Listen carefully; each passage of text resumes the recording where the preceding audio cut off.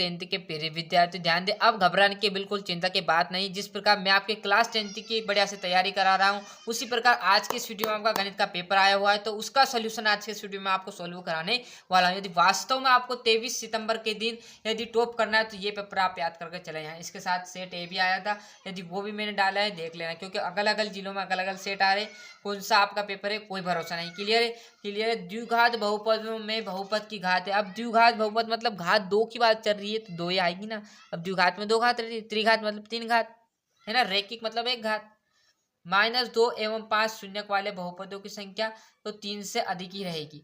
बहुपद x² -3 के शून्यक होंगे, तो जैसे x² हटेगा इधर क्या लगेगा करनी, और करनी में क्या रहेगा, एक बार प्लस में रहेगा 3, एक बार माइनस में, तो प्लस माइनस करनी में 3, है ना। टाइम कम है इसलिए मैं थोड़ी जल्दी बता रहा हूँ, और ऐसा नहीं रटना है, आपको समझना है क्वेश्चनों को, है ना, क्योंकि टाइम कम है। यदि कोई और पेपर आएगा तो वो भी चैनल आप सब्सक्राइब इसलिए करा रहा हूँ क्योंकि आप फटाफट चैनल, कोई पेपर आया तो मैं आपको तुरंत डाल दूंगा। ये पेपर शायद आपके जिले में ना हो तो वो पेपर होगा, नहीं तो आप दो पेपर देख लो फिर को सर हमारा तो आया नहीं, ये हो गया वो हो गया।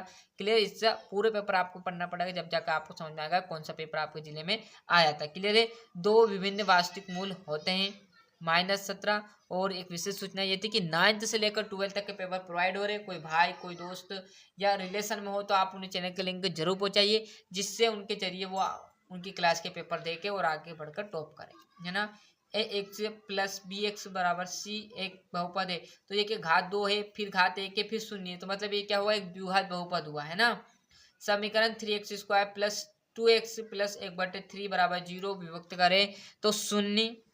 श्रेणी सभी वर्ग होते तो समरूप y कोटि और 3 संरेखी बिंदु से बने त्रिभुज को कहते हैं तो शून्य। क्लियर है? स्क्रीनशॉट ले लीजिए, अधिक से अधिक इस वीडियो को शेयर कीजिएगा। के लिए जैसे हम यहाँ पर पेज पलटेंगे तो आपकी यहाँ पर जोड़ी आ जाएगी। क्लियर? जैसे यहाँ पर त्रिघात बहुपद है तो जिसमें घात कितनी होती है, 3 होती है, तो यहाँ पर आपकी y³ plus 2y² plus y plus 5, है ना। रेखिक बहुपद एक सिंपल लाइन में होना चाहिए, 2x प्लस y जिसकी घात 1 हो, और है ना। द्विघात समीकरण में एक बार प्लस में आ जाएगा, एक बार माइनस में आ जाएगा एक, इसी प्रकार इसमें भी 0 आ जाएगा और 3 आ जाएगा, क्योंकि एक बार प्लस में एक बार माइनस में, दोनों की वैल्यू देना। त्रिभुज समरूप होते हैं तो कौन से त्रिभुज समरूप होते हैं, समबाहु।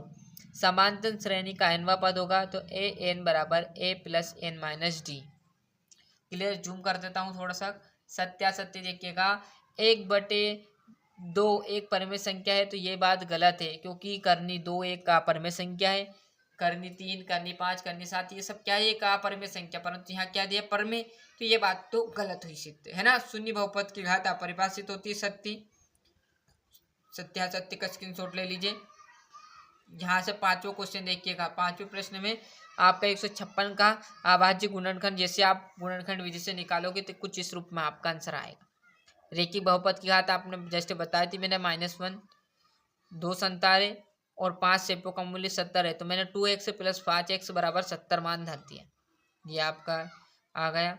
क्लियर है? और यहाँ से आप 2-2 नंबर के हैं, ये क्वेश्चन तो आपको करने पड़ेंगे क्योंकि एक ही क्वेश्चन 5-10 मिनट का है, जब तक तो आपके सारे पेपर हो जाएंगे। क्लियर है? जब तक ये पेपर सॉल्व नहीं होंगे तो आपके इस तरह से आपने इन क्वेश्चनों को पहले पढ़ा होगा तो आप इनको करोगे हल, नहीं पढ़ा होगा तो आपको जो प्रश्न याद है उसके अच्छे से प्रैक्टिस कीजिएगा, क्योंकि 25 से 30 से 40 नंबर का मैंने आपको ऑब्जेक्टिव बता दिए, बाकी 2-4 प्रश्न आप करके आओ जिसमें 40-50 नंबर आराम से लेकर आ जाओगे। क्लियर है? इसलिए मैंने जो एक भाग के रिक्त स्थान सब कंप्लीट करा दिए, ये जवाबदारी आपकी, आपके स्तर से देख लेना है। क्लियर है? जैसे हम पेज पलटेंगे तो आपका यहाँ पर ये आ जाएगा अथवा, और ये आपका 10वां। क्लियर है? ये आपका 11वां आ जाएगा, प्रतिस्थापन इसके अथवा में रहने वाली है।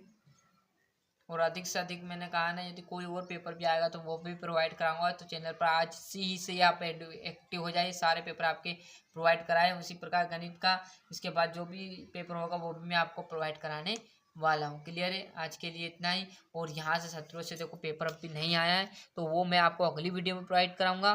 क्लियर है? 17 से लेकर 23 तक, आज पर अभी तक 16 ही प्रश्न आए, तो 16 भी प्रश्न कर लोगे तो आपका 70 नंबर से लाने से कोई नहीं रोक सकता। बाकी क्वेश्चन यदि आएंगे तो वो मैं आपको प्रोवाइड जरूर कराऊंगा।